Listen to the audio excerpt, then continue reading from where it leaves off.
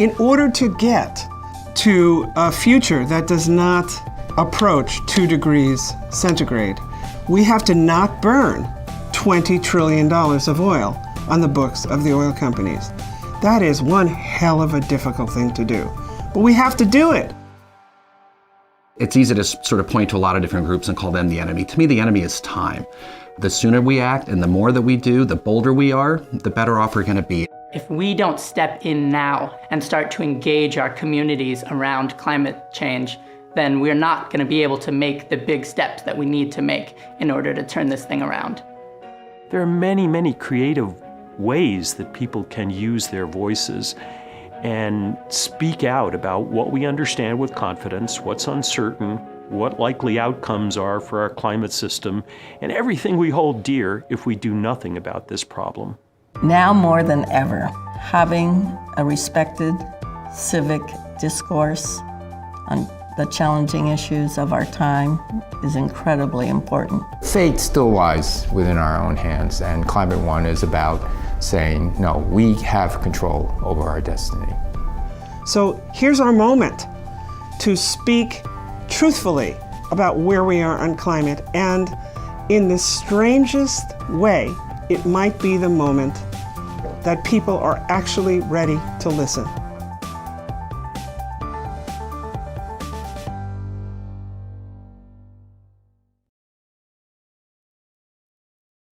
Thanks for joining us for this live stream conversation, Disrupted Energy Markets, Fossil Fuel Revival or Renewable Opportunity. I'm Greg Dalton, and we're recording today's conversation for the Climate One radio show and podcast. It drops every Friday. You can subscribe wherever you get your pods, and you can submit your questions for today's live stream in the comments section of the live stream. I'm delighted to welcome Dave Turk, Deputy Secretary at the U.S. Department of Energy, Kate Larson, Partner at the Rhodium Group, and Justin Guay, Director of Global Climate Strategy at the Sunrise Project. Welcome all to Climate One. Kate, let's begin with you. As we record this, Europe is working through how to phase out dependence on Russian oil. Given that oil is a global commodity, how would this change how energy flows around the world and in the United States? Yeah, Europe is looking to phase out both Russian oil and gas, both critical to current European industry, heating homes and businesses, and generating electricity.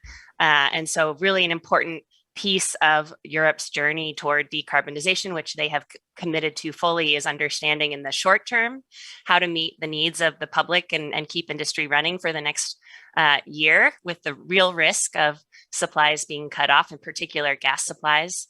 But then also looking into the long term of what Europe needs to do to wean itself off of oil and gas supplies writ large, but in particular from problematic autocratic states like Russia. Europe, the US is facing the same challenges. It's a global market for oil. We're seeing oil prices rise, even though we're producing significant, almost all of our own domestic supply. Those global prices really impact us at home. So there's a lot that we can do and that we are doing in the US and in Europe. A lot of that is to really quickly reduce our demand for those fuels as quickly as possible to weather the short-term crisis, but also to build the future that we need. And that means rapidly scaling up electric vehicles, both passenger and heavy-duty vehicles, finding the alternative fuels, clean fuels, biofuels, and electrofuels that can replace oil in our vehicles, but also looking for replacements for gas and industry, and in particular, looking at renewable hydrogen. And the US is really well positioned to be a supplier of the next wave of all of those clean fuels and energy. And this is the moment that we need to seize, using our legislative authority and our regulatory authority to make sure that the US is the source of these clean fuels and technologies for Europe and others, so that we're not at the dependency of autocratic states who are using the profits from those fuels to invade Ukraine currently. Right, and Putin's taken in a lot more through fossil fuel sales than he did a year ago because those prices are up. Dave Turk, the Biden administration has signaled it wants more oil and gas now to ease the pain at the pump ahead of the upcoming midterm elections. What's the administration trying to do to meet this moment in energy and climate, balancing the immediate needs and the long-term climate imperative? Well, let me start, Greg, by thanking you for all that you do.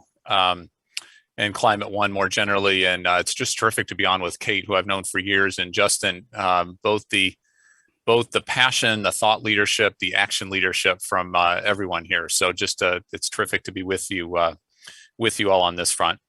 I think one thing we need to appreciate is there are really three different interrelated crises I think we're trying to deal with. And we're trying to deal with this certainly from the Biden administration part, working with key allies in Europe and others around the world.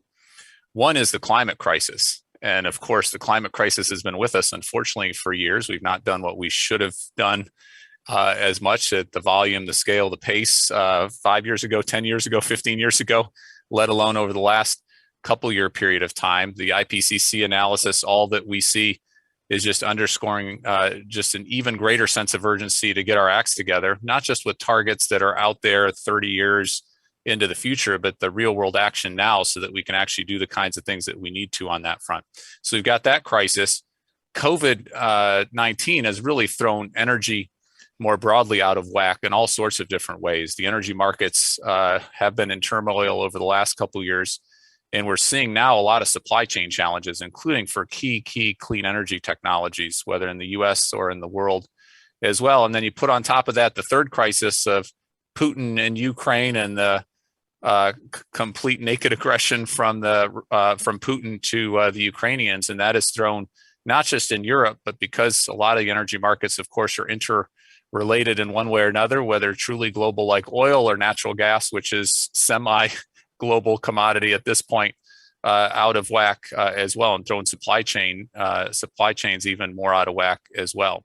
So we're trying to focus on the near term, but the long term, and trying to focus on affordability, reliability, and climate change and sustainability all at once. And it's not easy, to say the least. These three crises are incredibly challenging to navigate.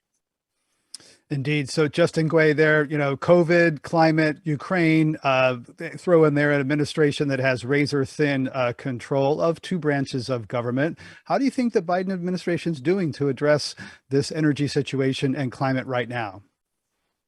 Well, look, I think the first and most important thing to say is that these are obviously difficult times. And so we don't, as the climate community, begrudge the Biden administration having to make difficult choices. But I think the challenge that we see when you sit in our seat is that it's a bit difficult to tell exactly the direction we're headed.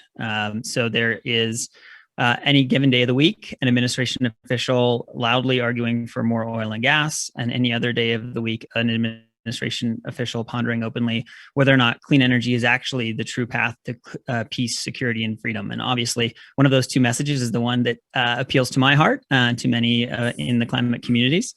But I think it's a reflection of a somewhat schizophrenic approach we see right now. But I think it's important to separate the nuance here, which is that even in the climate community, no one begrudges the notion that there is an immediate crisis moment in Europe, and that there is an immediate need for support or diversification or redirection of existing fossil fuel supplies to avoid the economic pain and the fallout from the invasion of the Ukraine. So that I don't think is particularly controversial, even in the climate community.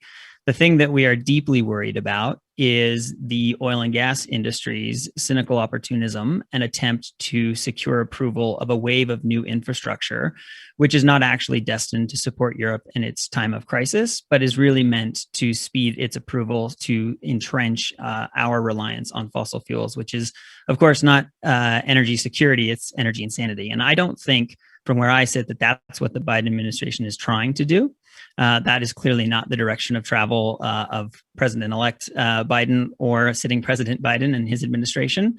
But it's very difficult when we hear different messages just about every other day.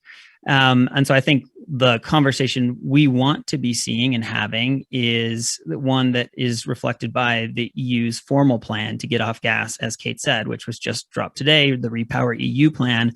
That plan is very clear in its goals. By the end of this year, if not next, they're going to reduce their reliance on Russian gas by 2/3, not by increasing their overall gas reliance and gas burn, but by diversifying their supplies and reducing their overall consumption. And by 2030, they're going to reduce gas consumption by 30%. So the biggest signal being sent to global markets today is that Europe is going to rely less on gas going forward. There is not a booming new growth market in Europe for US shale producers to capture. There is a disappearing, vanishing market in Europe and a clean energy boom. And so the conversation we would love to be having is one around a clean Marshall Plan. What are the investment resources? What are the investment needs to help unlock solar, wind, long duration storage, green hydrogen at scale today? Because unlike the last big supply shock that we all lived, well, I didn't live through it, but many people did live through in the 70s. This time, clean energy is ready for prime time. You know, our stuff is cheaper, faster to deploy. It is ready to provide ultimate security, which is something that more fossil fuels simply can't do. And I think from where I sit, I do believe that is the long-term goal of the Biden administration. But I do think we need a bit more clarity in the moment because, as I said, we're seeing a awful lot of noise generated by the oil and gas industry, which is meant to serve as political cover for a bunch of assets that are stranded at best and at worst cynical opportunities to lock the rest of the world, namely Asia, into our supplies for the long haul. And of course, Europe has a bit of an advantage. They don't have quite the, fossil fuel extraction in Europe as the US has. There's not quite the same kind of incumbent industry defending its turf there. But Dave Turk, your response to that the administration is not being focused and clear and ambitious. Well, I have to say, I agree with Justin on a lot of what he said, and appreciate these are not easy circumstances. There are challenges here that we're trying to work through, especially to try to figure out how we help Europe in this time of need and the rest of the world as well, and send a clear message, right? We had naked aggression going, a bigger state invading another state in the 21st century in 2022. Quite remarkable. I think a lot of people were skeptical it was going to happen, but it did happen. And democracy's on the line, human rights are on the line, self-determination's on the line, all those kinds of things that we need to really be thoughtful and push back on as aggressively as we possibly can. Completely agree with Justin. Clean energy is ready for prime time. And we're seeing that already. It doesn't mean that we can take the accelerator off. In fact, it's the exact opposite, right? We should be leaning in, doubling down, tripling down. We've realigned our whole Department of Energy accordingly to try to use the $62 billion that we've been given as part of the bipartisan infrastructure legislation to really accelerate the clean energy transition in our country. Whether you're talking all sorts of renewables, whether you're talking clean green hydrogen, as Kate was mentioning, or geothermal, our grids, you name it, we're trying to lean in on that piece. There's still some unfinished piece of business on Capitol Hill that we're working with key senators on. Getting some of those tax incentives and some other pieces is incredibly, incredibly valuable. And I think we not only need to work with our European colleagues on a clean Marshall Plan, as Justin said, for Europe, but that's the way we should be thinking about it here in the US. That's the way Japan should be thinking about it. I've made the argument many times, if we had more clean green hydrogen in the system right now, if we had more offshore wind in the system right now, if we had more EVs in the system right now, if we had more, you name it, in terms of clean energy technology, we'd be in a much, much better place, certainly from the carbon footprint, but we'd be in a much, much better place from an energy security side of things, from a resilient side of things. And so now's the time to push the accelerator down even further, not to slow up on that front. And we hope there's an opportunity to work with key senators. There's a hope we're working with key ministers around the world, ministries around the world to really do that. Kate, we have a tendency to want this transition from fossil fuels to clean to be orderly and predictable. And Tom Friedman in the New York Times wrote an article recently slamming oil companies for pursuing business they know is incompatible with a livable economy. He also slams the Greens for, quote, "There is no immaculate pathway from brown energy to green energy. The road is paved with cruel trade-offs. Pick your poison, but grow up," end quote. Have clean energy advocates oversimplified the transition from fossils to clean, saying it would be happy and orderly? I mean, I think we all wish it would be that way. And there was a world where it could have been that way if everyone had gotten on board for that when they should have, right? You know, a decade ago, we saw the writing on the wall, and both government and industry failed to set up the conditions for the future that we know we needed.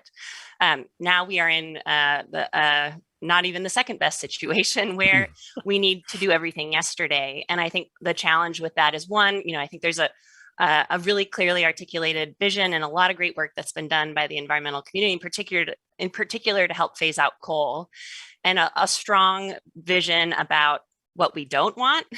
And I think a good, strong vision about what we need and the end goal of what we need, which is massive deployment of renewables, of electric vehicles, of clean hydrogen. But to get there, we need more than what we don't want, right? And so like this vision needs to include much more detail about how we get there. And I think we've been really focused on sort of the regulatory pathways of requiring cleaner fuels technologies to phase in over time. And the economics are really great now for electric vehicles, wind, solar, but at the scale that we need. So not just to begin to phase out the brown energy that we already have, but to build significantly more clean electricity to electrify all of the things that are currently running on oil or gas. We need a massive build out of electricity infrastructure. And a lot of that's being bogged down by permitting and siting in communities across the US where there is no constituency advocating for really hard choices like putting a wind farm in communities in the Midwest that are actively advocating against it. And when you don't have the same kind of advocacy in favor of these choices, and I think this requires a lot of hard work in bringing communities together and community engagement and making sure that it's done in a fair, just, equitable way. That's really where the rubber hits the road. And I think that's an area where, again, better collaboration and focus on the details of this massive scale up. And we're going to need industries to produce these products and infrastructure, and they need to be clean as well. And so understanding that, I think both the environmental community, industry, and government working together to really, be clear-eyed about the requirements for building this new energy infrastructure, and getting real about that. Not just we need a 100% renewable future. It's how do we get there? And I think that's where we could come together for more focus. Phil Anschutz, billionaire Republican, has been trying to build a huge solar farm in Wyoming and has been stumped, spent more than a decade, a lot of money trying to get transmission from that sun in Wyoming to the Southwest. And it's just one glaring example of that kind of thing. Justin Gui, the solar industry recently cut its forecast for 2022 and 2023 by nearly half due to possible tariffs placed on modules imported from Southeast Asia. People saying that China is kind of circumventing tariffs by pushing production to Southeast Asia. How big a deal would new tariffs be on solar modules that go into both residential and utility scale solar projects? I mean, yeah, I don't think you can overstate how big a deal it would be. And it's an unfortunate own goal when we are already behind the eight ball, as Kate was saying, when it comes to deploying clean energy to get off of fossil fuels. Again, I think that everything you hear from the White House in the Biden administration is that this is not the end goal of this process and that they seek to wrap it up quickly, but it really needs to be wrapped up as quickly as humanly possible because it's sending an incredibly powerful dampening signal in the solar industry, which is leading to potentially lower installations than during the Trump years, which is absolutely insane for a climate-focused Biden administration to preside over. Again, I think that it's pretty clear from the public statements we hear that's not what they want, but it doesn't really matter. What we need to do is actually wrap this thing up and get on with deploying solar. And that's supposedly going to happen. The Commerce Department said they're not going to happen in August. David, I realize that you're at the Department of Energy, not the Department of Commerce, which is looking into this China solar tariff dispute filed by a U.S. company. But what can you tell us about the prospect of I'm still, understanding what Justin just said, that solar deployment under Biden could be less than under Trump? Well, solar has had is such an incredibly important part currently of our clean energy build out, has been for several years now. The cost reductions we've seen over the last several years has just been incredible. And we need solar to play a huge, huge role in the near term, medium term, and long term. When I worked at the International Energy Agency, one of the key milestones and things I felt the best about was when we were able to declare solar as the new king in electricity, which was a couple of years ago in the market report, given where the numbers were in the U.S. and countries around the world. So we absolutely need to rely on that technology. So a couple things here. One, if I could just pick up on the permitting piece, which I think is relevant on the solar part, but relevant in a lot of other clean energy technologies. It's something I'm really glad, Kate, you brought it up.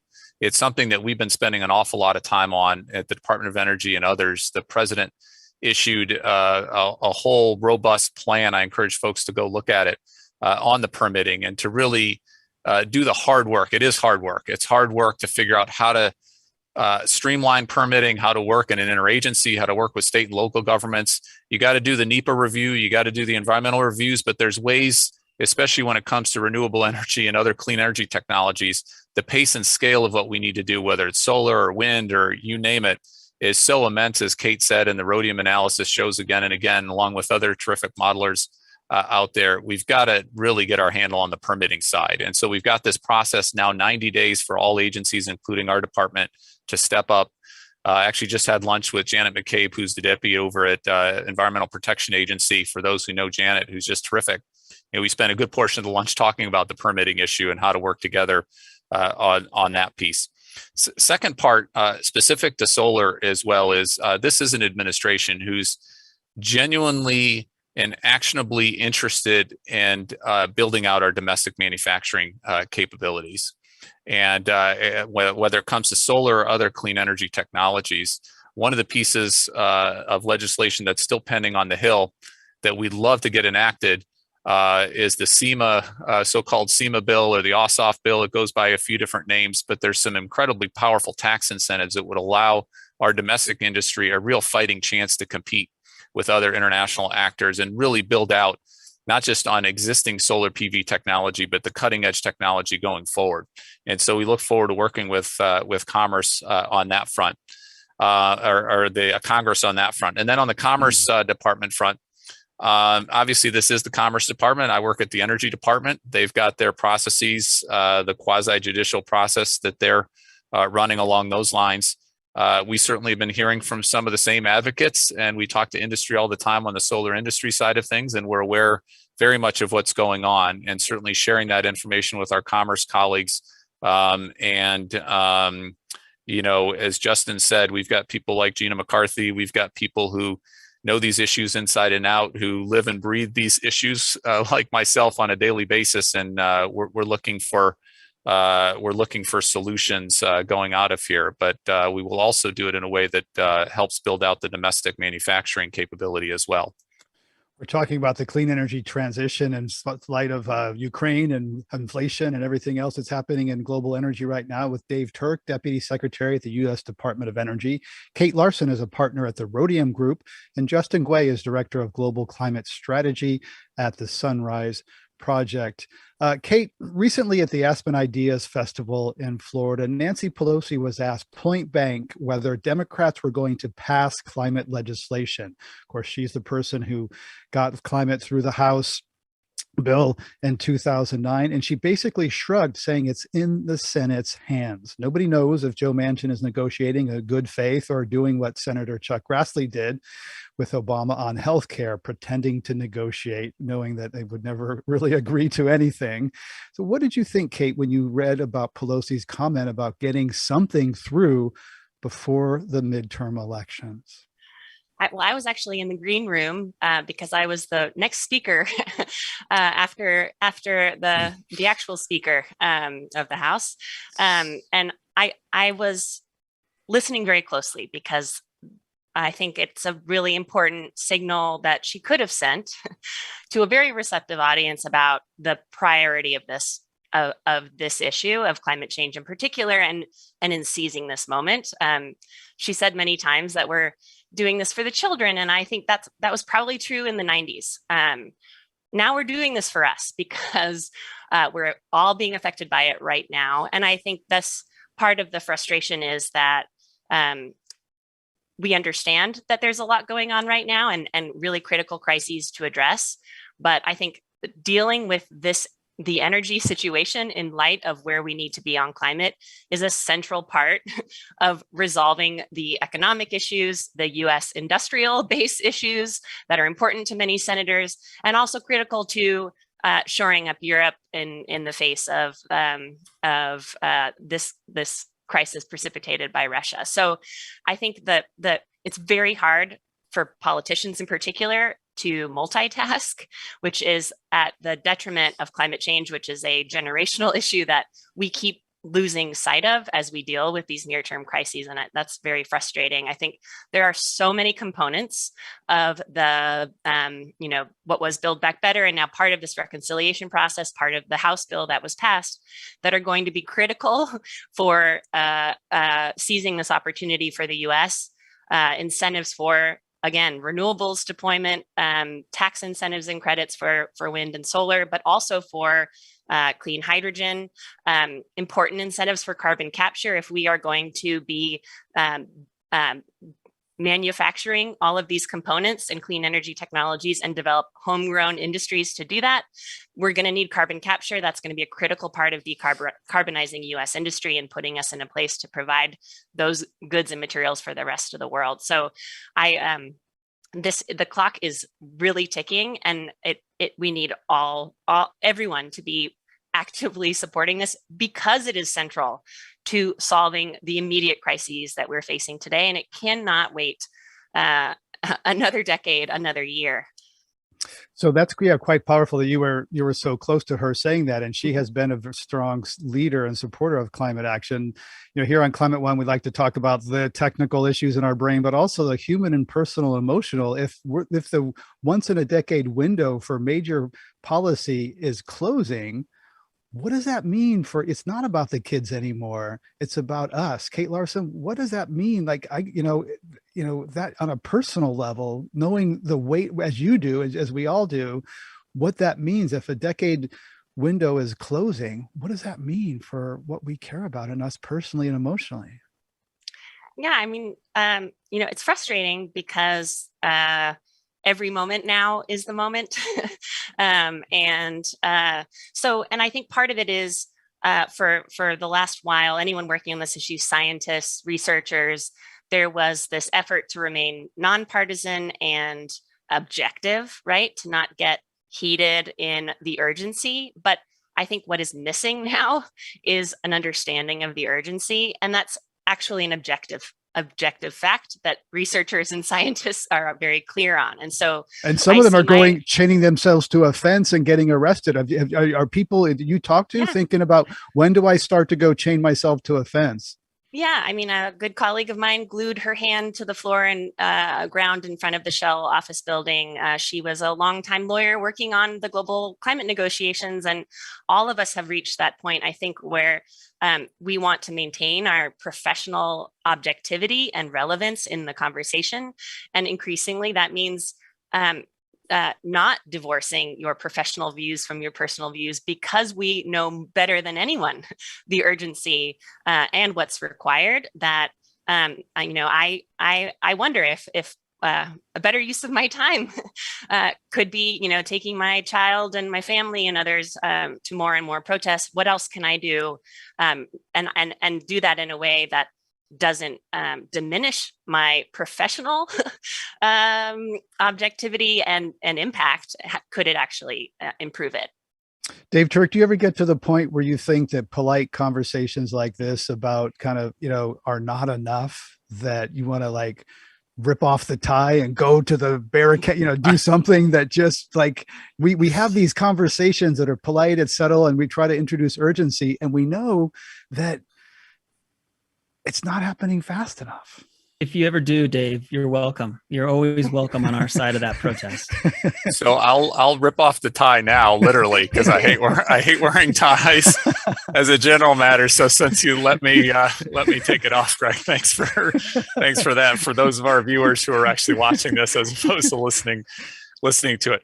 So I'd say the following on this, and I've spent many years of my life on climate change efforts. I worked with Kate back in the State Department days when she was one of the negotiators doing phenomenal work there, worked at Department of Energy before working on international climate and clean energy issues.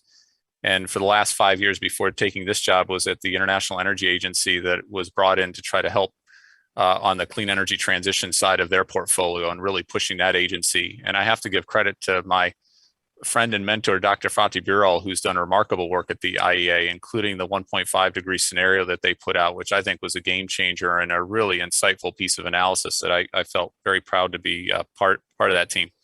So I'd say the following. One is the numbers are the numbers and the science is the science, right? And if people have different numbers or if people have different science, there's the reason there's a scientific method, and there's the reason we should have discussions to make sure we have the best numbers and the best evidence and the best information that we possibly can. I find it incredibly difficult as someone who's looked at the numbers, re-looked at the numbers, spent a lot of time looking at IPCC reports and different modeling scenarios and analysis. And I know Kate and Justin have spent an awful lot of time in their careers.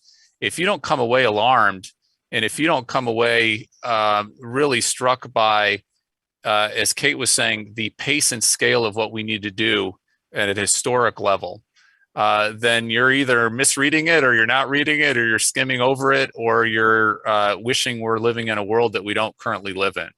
And so the numbers are the numbers. And I think it's perfectly appropriate for scientists, for others to starkly lay out what the science is, starkly lay out what the numbers are, starkly lay out what the scenarios are. If your company or your government has agreed to a 1.5 degree scenario, here's what a 1.5 degree scenario looks like going forward. And here's the incredibly constrained carbon budget that we're living in.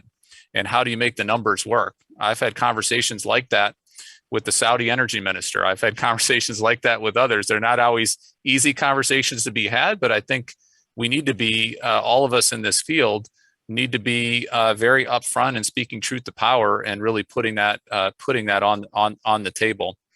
Second piece is I find it incredibly inspiring for people who've made their careers in the climate change space. And there's a different variety of different careers. Some people go into science, some people go into government, some people go into the NGO world. Justin did phenomenal work in the foundation world at Packard and ClimateWorks, really leveraging those tools going forward along those lines. Encourage more people to get this, to take on climate change as a career. We're now hiring up a bunch of people for what we're calling our Clean Energy Corps. We're going to hire up 750 people to spend $62 billion to transform large swaths of our energy economy. And we need really good people, creative people who are going to leverage those resources as much as they possibly can with an incredible passion. And the civil servants we have here at the Department of Energy, a lot of other people in the government right now, incredibly creative, incredibly talented. They're probably working 23 and a half hours a day these days to maximally take advantage of these kinds of opportunities. And sure, we all get frustrated, but I think the thing that keeps us going is there's a lot of other people out there who are putting their shoulders to the wheel and really trying to think creatively any different way to try to get us all moving. And I put a lot of stake, I have to say, in the real world and what's happening in the real world. There's political rhetoric, there's commitments 30 years down the line or 40 years down the line or 28 years down the line. What I put stock in is who's doing what in the real world and where are the numbers? Where are the numbers for this year? Where are the numbers for next year? What's the real world action going on? And we're not seeing enough near real world action as we are. But for anyone who's interested in a meaningful career that they can feel really proud about, like come on in as an entrepreneur, as a foundation person, as an NGO, and like get involved in the game and let's get this done. Yeah, and a lot of people are doing that. Justin, if we are in a once in a decade opportunity, should some things be considered now? Dave's talking about the real world that would have been unthinkable 12 months ago. Either more extraction in the short term. Fracked wells have a short lifespan and don't lock in expensive infrastructure like an LNG export terminal. Is that something? Should the California Diablo Canyon nuclear power plant stay operating longer, because we know when nuclear gets shut down, fossils come online? What should be on the table to get something done this year before the midterms in the real world that David's talking about?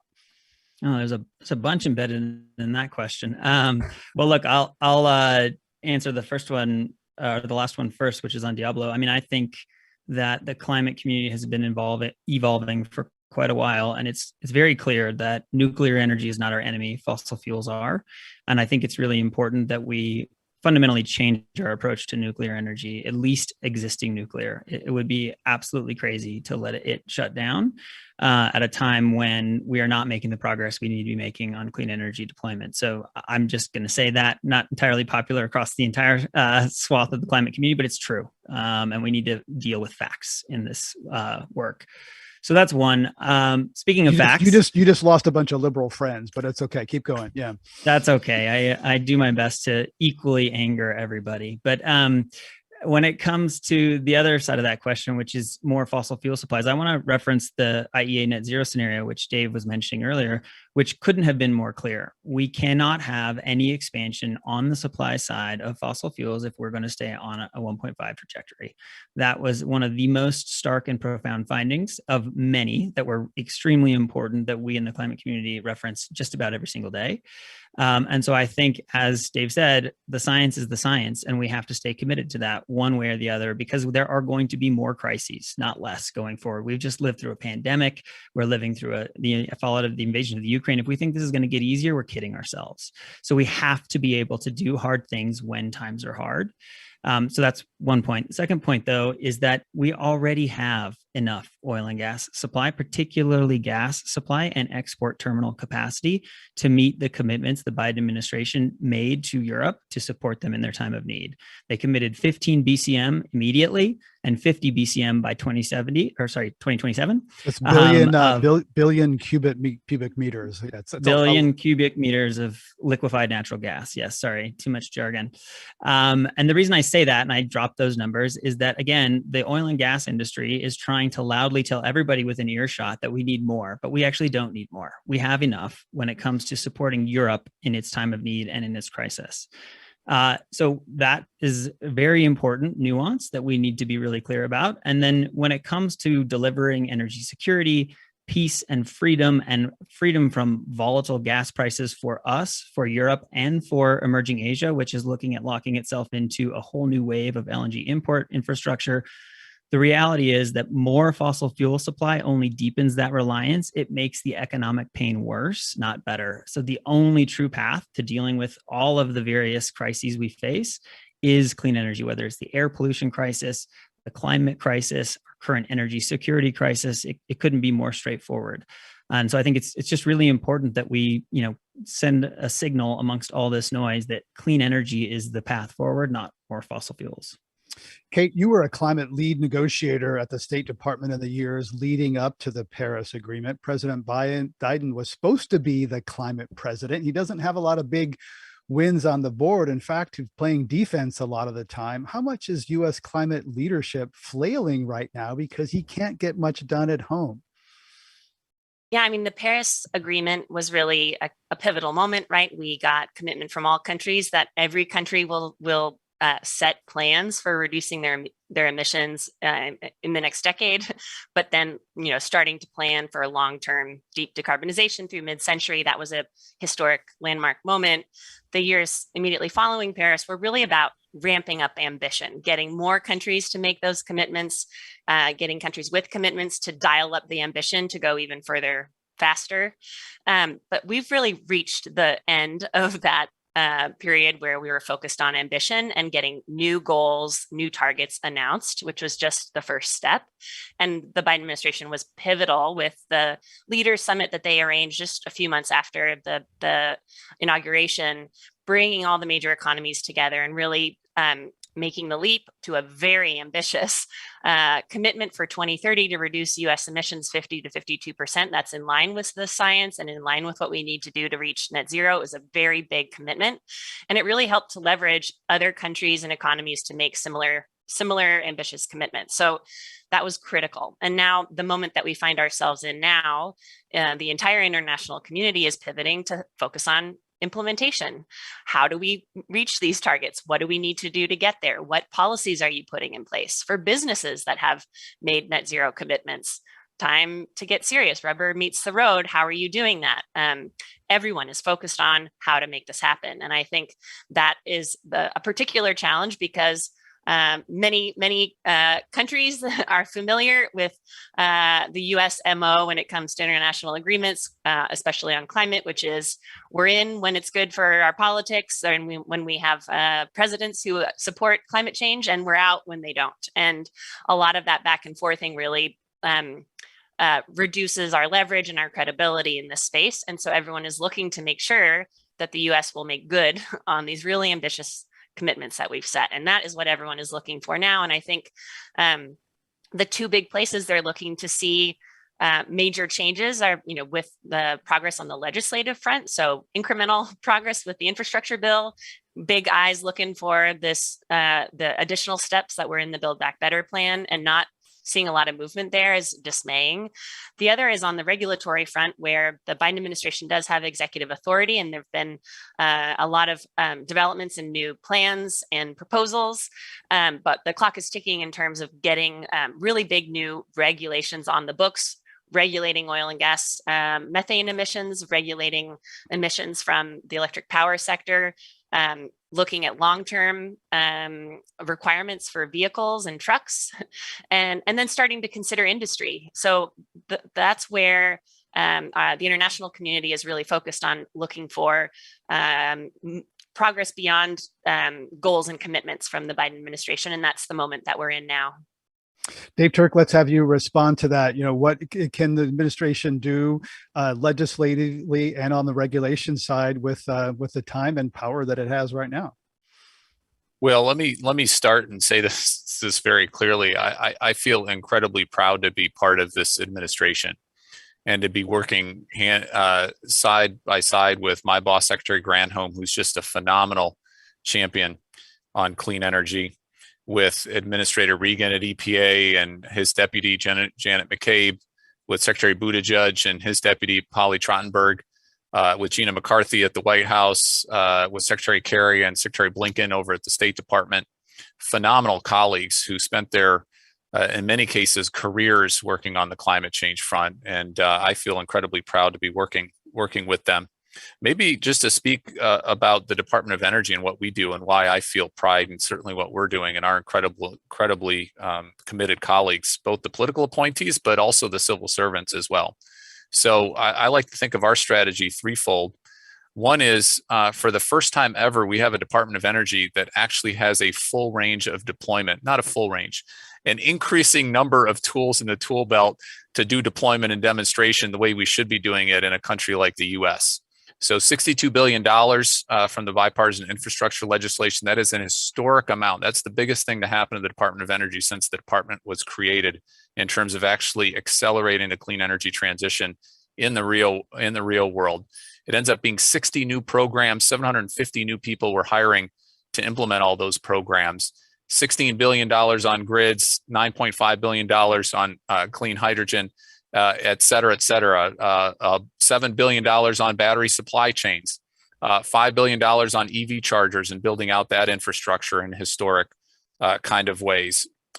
So do we need more? Absolutely. Do we need the tax incentives? Absolutely. We've talked about that in terms of getting more tools in the tool belt. We are an innovation powerhouse. Secondly, at the Department of Energy, we've launched a series of Earth shots to really focus on those clean energy technologies that are not at the price levels we need them. There are a lot of clean energy technologies like solar, like wind, that are at price points that we need them to be at. We can keep reducing those costs, and that gets them out there even at greater scale. But we need to get clean hydrogen, electrolysis hydrogen. Our goal is to get it down to $1 per kilogram and use our 17 national labs like never before to drive that cost down. Long duration energy storage, drive that cost down. Direct air capture and carbon removal technologies, drive those costs down to historic levels as quickly as we can on a wartime footing on that front. And then what we have at the department is huge partnership opportunities internationally, where we're working with key countries like India, like Indonesia, like others, where if they can get their act together and accelerate the clean energy transition, good for their populations, good for the world as well on that front. But partnerships with state and local communities, with real world actors out there, all stepping up, doing our parts and getting things to move as quickly as we possibly can. So I think it's a very inspiring time to be part of the government. No doubt there are challenges that are in our way. This is not going to be easy. It was never going to be easy. Maybe, as Kate said, if we started when we should have started, or did more when we should have done more, we'd be in a better place right now. But that's not the world we're currently living in. And I think incumbent on us to step up to try to do everything we can in whatever roles we're currently in, and make the most out of it. And that's certainly what we're doing at the Department of Energy. And I feel incredibly proud to be here. Dave Turk, I know you need to leave shortly. We're getting toward the end. One question from a listener to our live stream, Leslie asks, why are oil prices in the US rising when the government subsidizes the industry and the oil companies are making so much profit already? Dave, would you like to tackle that one? Yeah, happy to do it. And Kate spoke about this a little bit earlier as well. We do have a global oil market with a global oil price that's interconnected along those lines. So when you have a significant disruption and Russia invading Ukraine, and what has flowed from that has significantly disrupted the oil markets. And as to Justin's point, we could have even more disruption to the oil markets. The EU right now is considering an oil ban. They're having some countries they need to navigate through, but that would impact oil markets even further going forward. And so as prices go up, it's not just the prices that they pay in Europe, it's prices that we pay here, prices that are paid all around the world. And we're trying to do everything we can, especially in this inflationary period, to try to keep costs down as much as they can for real people in the real world, in America, in the small town I grew up in the middle of nowhere in Illinois, and in places around the country. So we're trying to use the tools that we have in the tool belt. One thing we did actually we've done it a few times now is tap into our strategic petroleum reserve to try to bring more supply on in this near term to try to have that price pressure to decrease. But these are challenging times. There's no doubt about it, and we're trying to manage it as best we can out there going forward. Justin Guay, one thing that the North Star is certainly for me, and thinking about this transition, is electrify everything: homes, cars, mobility, that sort of thing. How is that being helped or hurt in this disruptive moment? Because we have, high gas prices, which are good for EVs, but EV prices are going up and they're hard to get. There's long waiting lines. How's that playing out for electrify homes and mobility? Well, I think on one hand, the changing economic environment makes it a whole hell of a lot more attractive to get off of fossil fuels, period. And the best way to do that is to electrify all the different things in your life that you possibly can. But economics aren't destiny. They are not everything. They are a necessary but insufficient condition for change. And so we have, as we've been talking about, any number of policy barriers, permitting barriers, other things that are keeping us from being able to electrify. As Kate can attest in her own home journey, it's extremely difficult even when you are a very motivated consumer. And so I think it's really incumbent on everybody in the climate community to ditch the invisible chains that we've put on ourselves, which is that as long as our stuff gets cheap and their stuff gets expensive, voila, everything takes care of itself.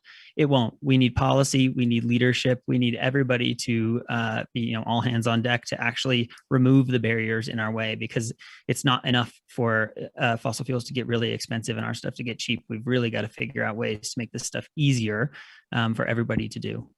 Well, let's land on that personal note, and literally let's land on that personal note and bring it home. I've been working on heat pumps and solar, et cetera. Kate, share us. You are dedicated, knowledgeable.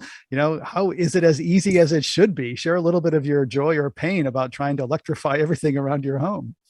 Oh, well, Justin is the path leader on this, and I am using his blog like the Bible, and yet being a motivated and affluent homeowner, it is much more challenging than you would have thought. Just finding the right providers in a labor shortage with prices rising, all of those factors are really playing a role. And my rooftop solar installation that was supposed to take weeks ended up taking 11 months, and much of my backyard was destroyed in the process. So those types of things require a better ecosystem, understanding how all those pieces fit together, and helping individuals make the right choices, making sure that there's support for the entire process. But it shouldn't be, hoping that the system evolves to be not require so much individual pain and oversight that it can be streamlined for everyone, not just those of us who are highly motivated.